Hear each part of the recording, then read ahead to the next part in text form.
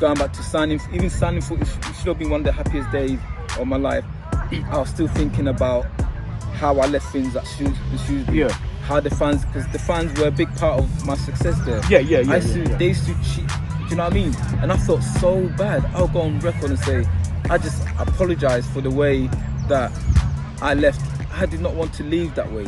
It was not my intention. I would love to leave with all your blessings. I would love to leave with a little walk around the stadium. Do you know what I mean? Because to say thank you for having me, thank you for being a major part of my career. I enjoyed every single at the old football ground. That ground was so old, yeah. The pitch was so, I can't even believe I was that successful on that, because I'm a player that like the ball at his feet, that like to dribble, and I can't believe this. Come on, Shrewsbury fan, you agree with me that the pitch was terrible at its best, but that was one of the best times I had in football, and I did not want to leave with that kind of cloud on me, and I wish that I did clear the air sooner, and I just want to have their forgiveness. And I'd have wished that I could have had another season with them, or even when I came back from France, I felt such a way, or when I came back from my world tour, I felt such a way that I couldn't come back and contact Shrewsbury and come and play for them again, or I'd have loved to. Do you know what I mean? But people had such a negative. My name was practically blacklisted. Blacklisted, yeah. No one wanted to touch me in England.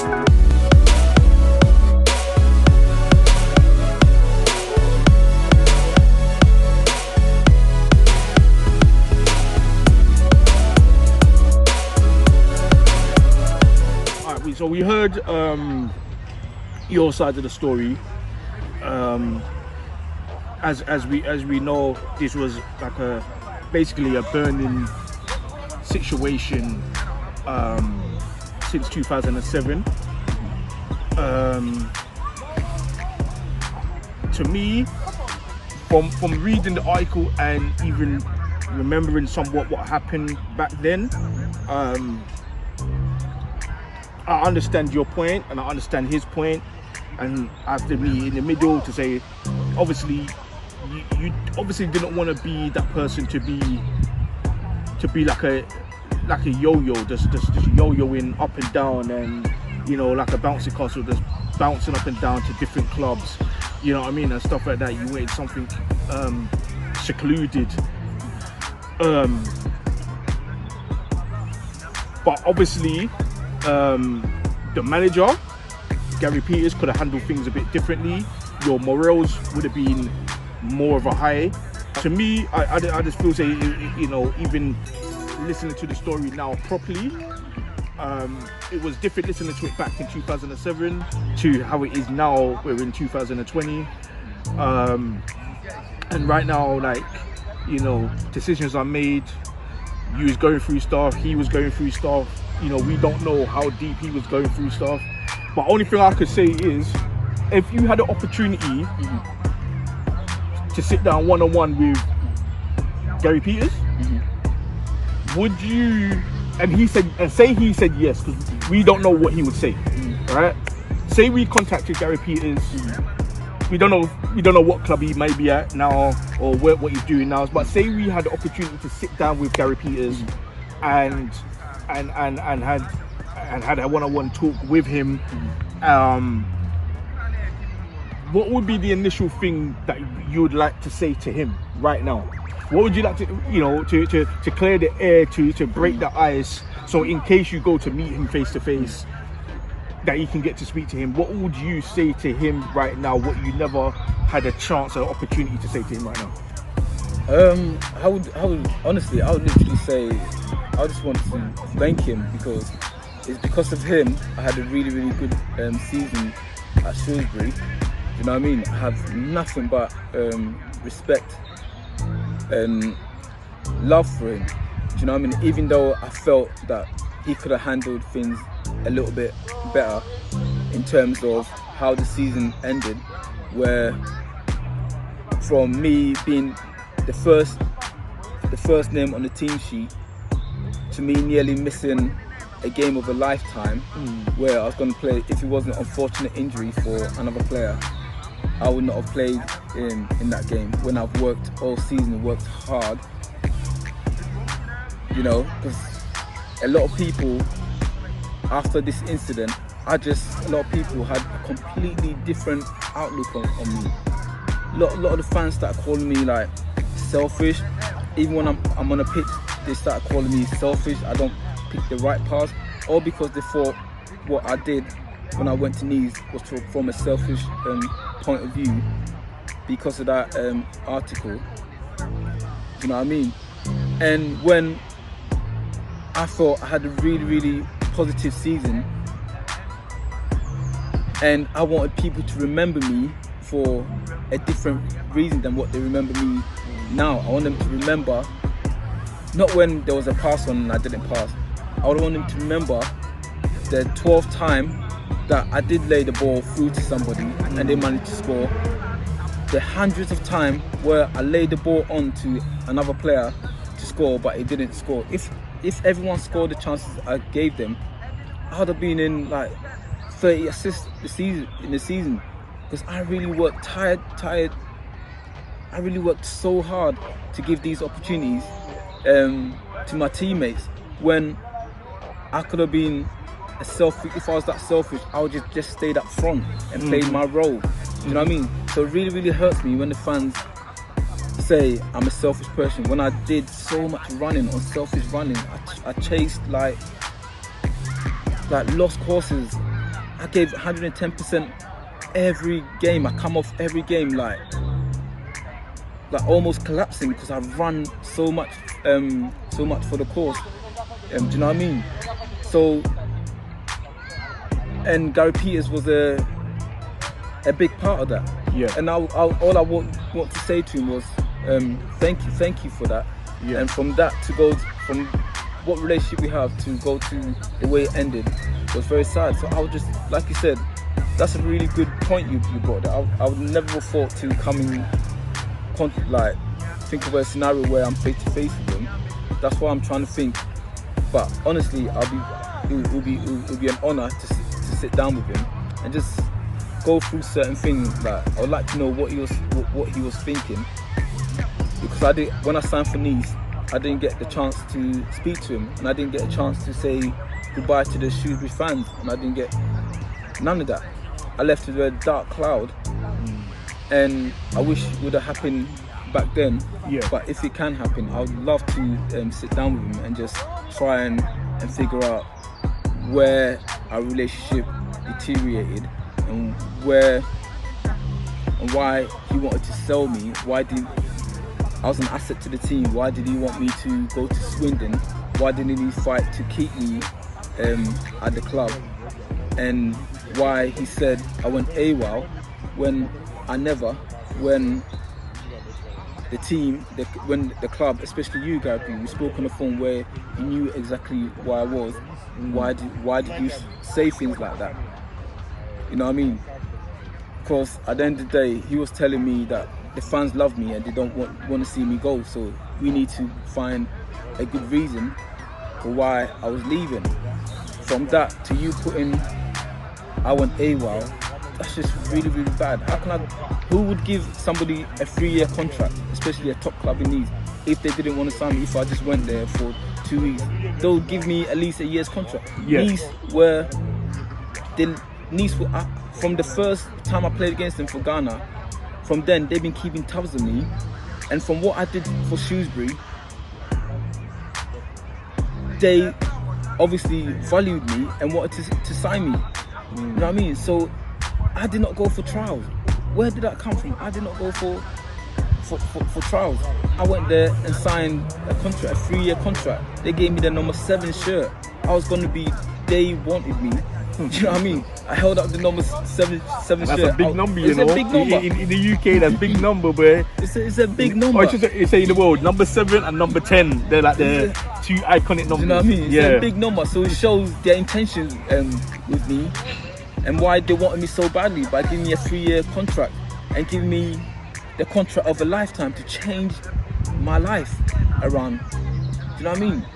And I just want to ask him, Gary, if Manchester United want you to come and manage them, or even Be a Aston coach Villa, or or be a coach, yeah. wouldn't you? And Shrewsbury said they don't want you. They want you to find another job. Wouldn't you feel a type of way if Shrewsbury say, no, you can't go to Aston Villa. I'd rather you go to Chester City, or I'd rather you go to Birmingham Burton, or not even Birmingham, like Burton or yeah. a team like Doncaster or Oldham or something like Oldham that. or something like that. You feel a type of way because the team don't want you, and they're getting in, you as the manager's getting in my way. So basically, what you're saying is to Gary Peters or Mr. Peters is take your shoes and wear my shoes, basically, and take yourself at the picture and look at it. How would it feel to be me? You get what I'm saying? Yes. You know how it feels to be me. You know what I mean? And sometimes it's not a pressure thing. It's a thing that okay, there's a better opportunity. There's and there's stuff out here for me.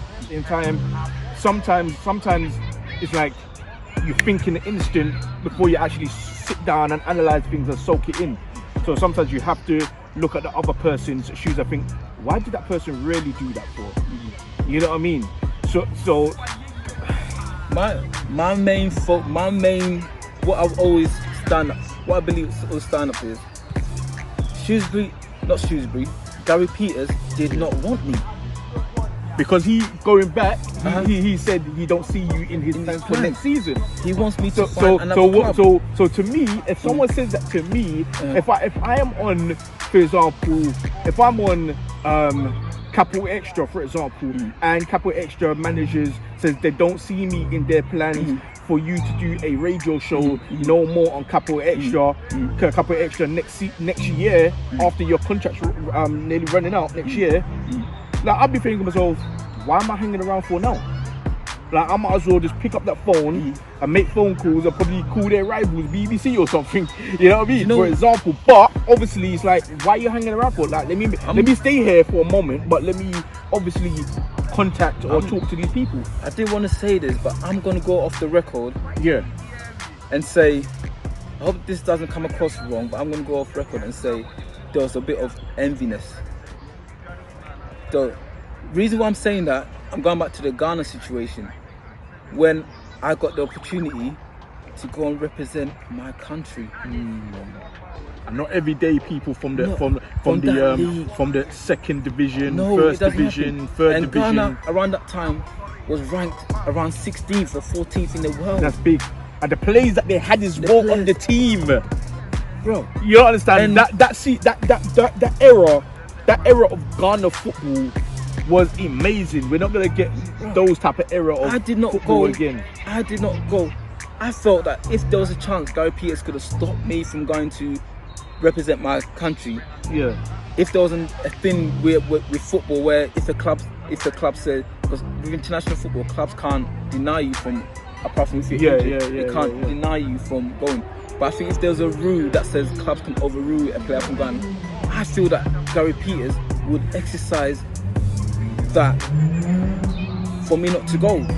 For whatever reason, like I said, it's the biggest honour any player could ever have to represent your country, and for your coach, your manager, to not be like, I'm super proud of you, well done, congratulations, go out there and absolutely smash it, do your best. To just say, oh, so you're going to be missing for a couple of days, I'm going to have to replace you, and put exactly the same thing in the newspaper, not, oh, congratulations to Derek Asamoah. It's like he was just being a bit selfish. I don't think it's, I don't know if it's selfish. I don't get it. That's why I'm going along the borderline that I don't know if it's the right word, if it's such a strong word to use. That there was a bit of envy because I was playing for my country. It's a big, I don't think he's ever had to deal in his managerial career, had to deal with a player. Or at the time, because if I'm a manager and my player's going there, I'm singing off from the rooftop that have contributed to you getting this international call up. I'm clapping from the rooftop, like. I'll be getting the PR people to write like, look, Derek Asamoah, Shrewsbury's gone to Ghana. I'll be putting it up on social media. You know, Shrewsbury forward Derek Asamoah, you know, first player to be scouted to play for his national club. I'll be doing something to put it out there and put it on, you know, putting a picture up on my Facebook, Instagram, and so forth. And exactly the same thing with Nice. Yeah, it could have been you could have done it so differently that Shrewsbury Town was still gonna get paid. It's not like I just ripped up my contract. It could have been a big deal that Shrewsbury Town has provided the platform, because you know when a team, just because it's not in the Premier League, the French Premier League, the French First Division is just as lucrative. They've got one of the richest clubs, PSG, in there. Do you know what I mean? Right now, Neymar, one of the best players in the world, is playing in that league. So it's a big league, it's a big deal. It could have put Shrewsbury in such a better light. It could have put me in a better light that Derek Asamoah impressed while playing for Shrewsbury. I enjoyed Derek's time at Shrewsbury, and he's earned his move. We're very proud of him. Shrewsbury are very proud and happy that Derek Asamoah has gone into. We wish him well. It could have looked so much different. It could have been. But it got handled a bit. It got handled so wrong. Yeah. And just I would have never have exercised this if Guy Peter turned around and said to me, Derek, you're still part of Shrewsbury. I want you to stay.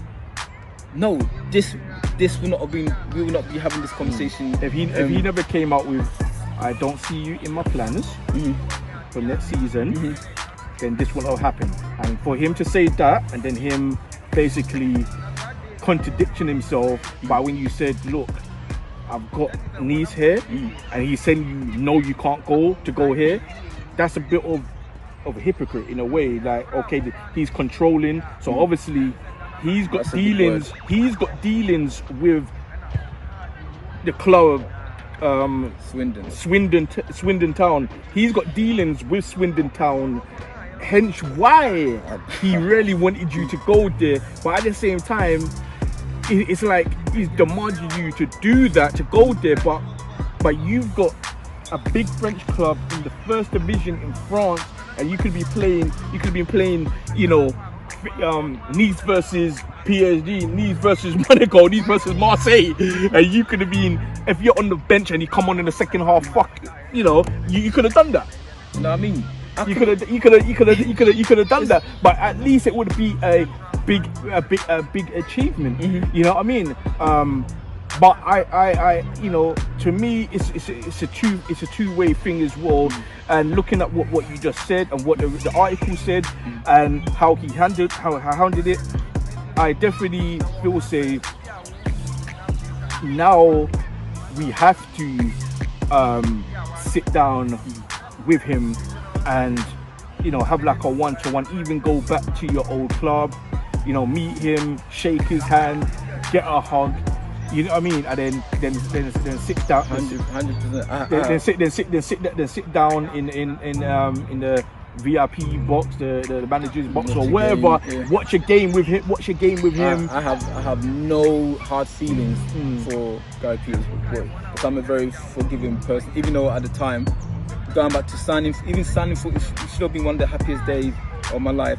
I was still thinking about how I left things at Shrewsbury.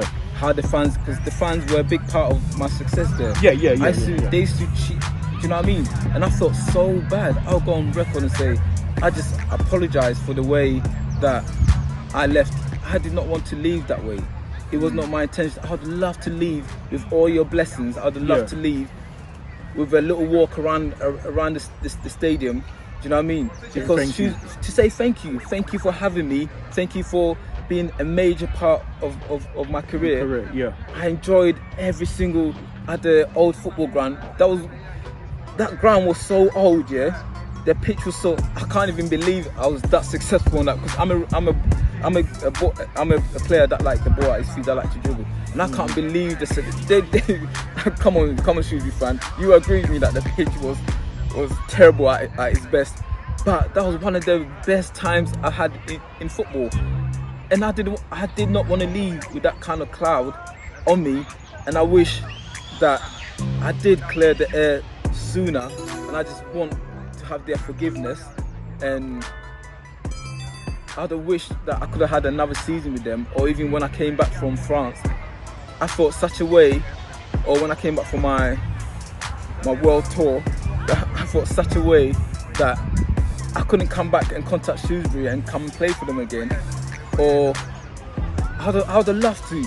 Do you know what I mean? But people had such a negative. My name was practically blacklisted. Blacklisted, yeah. No one wanted to touch me in England. Do you know what I mean? I wanted to come back to England, but no one wanted to touch me because I had such a bad rep, such a bad name, and it hurt so badly that I thought that I could not come back to England because no manager will touch me because they feel I've got a bad attitude, and I would just up and leave at the first opportunity, which really hurt me.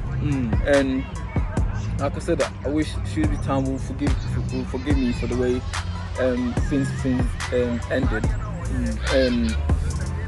know what I mean? So what do you actually say to the Shrewsbury Town fans? You know, if they brought you back and they brought you on, for example, to speak with the fans, or even speak with the media towards the fans, or even if you was there and the fan and you're there with the fans, and they brought you on as like, and they, you know, they congratulated you, and they forgave you. What would you actually say to them? Because enough of those fans would remember you. You get what I'm saying? Maybe not the ones who's born in the last 7 years, you know, and who goes to the club to watch the match, but those who remembers you, what would you literally say to them? Do you know what? That's really. I would literally just say, like, I'm really sorry. That's the first thing I want to get out. Like, I apologise for the way things went down. I apologise for the way I left. Whichever way you look at it, it was not the best way to leave a football club, you know. And I would have loved to leave, like I said again, with applause, thanking them thanking me, you know, because I spoke to a few of the fans every now and then. They send me stuff on Facebook, and some of them even put me, like, when they name the best players that played at Shrewsbury, some of them put my name, some of them put my name down, and it fills me with so much pride and happiness that I really thought that my name was tarnished, which it was, and I don't know how it is now. I hope this video comes across well enough for them to realise that everything I'd done was not of a selfish nature. Everything I'd done at the time was, for me, the right thing for me. For the chance to rebuild my career, I had no choice but to leave. Whether it was to Nice, whether it was to Swindon, whether it was to Arsenal, whether it was to whatever team it was to, I was going to leave the club. I didn't put in a transfer request. I didn't go in the changing room into that meeting and say, Guy Pierce, I don't want to play for Shrewsbury no more. No, I didn't do that. I was told that I was not needed. I wasn't needed at the club no more. So I did what I thought was best for my career from here on now. Okay, so I can't really apologise for that, but I can only apologise and hope they can forgive me for the way I left, and that I loved every minute playing for Shrewsbury Town. Every minute of playing for that club, and that I only have fun memories of the fans, and I hope to God that one day I can go back to the club, watch a game, maybe go on the ground, because I'll be too petrified to go back there at this moment in time, and go on onto the field. Hopefully one day they'll have like a testimonial game type of thing, and you know, as we're burying the hatches with the club, you can definitely, you never know, they might shout you and say, Derek, we're doing a testimonial, we want you to play, you know, and it will be a good thing. So rounding things off, is there any last things that you want to add towards Gary Peters and Shrewsbury, and the and where your headspace is now that you have released your inner self to express your feelings and your emotions for the club and to the fans and to Gary Peters, and even to, you know, 'cause I know the chairman, the coaches, you know, the physios, you know, they was a big part of your career being at the club as well. Is there any last words that we can say, you know, then we can round this up and let's get to the next episode? That's you know what? I just want to say again that Shrewsbury Town was such a great club. You know what I mean? Such an amazing club, and I just feel so relieved to be able to get this off my chest. I feel so much better, and I really hope this comes across well. And I really hope, you know what I mean? Because at the end of the day, just like I spoke about that testimonial match, before this video, if they invite me, I would not go. You know what I mean? I would not have went, because I feel that my name has been tarnished so much, and the hard work I put in has just gone down the drain because of what they thought was a selfish act by me leaving the club while I was under contract, which hopefully I've explained to you that wasn't the case. You know what I mean? That was not the case. I didn't go AWOL. Gary Peters knew where I was, and I just hope that one day I can come back to Shrewsbury, watch a game, maybe come out onto the pitch, hopefully don't get booed, say a couple of words. That will mean so much to me. That'll be amazing. And I'm just sorry for the way it ended, and I just ask for their forgiveness. Ask for their forgiveness, and just for me, this was important for me to give myself peace. Yes. Because if I didn't care about the club, if I didn't care about this scenario, this episode of my life, I'd have brushed it under the carpet. But I honestly cared enough, only because I loved my time there.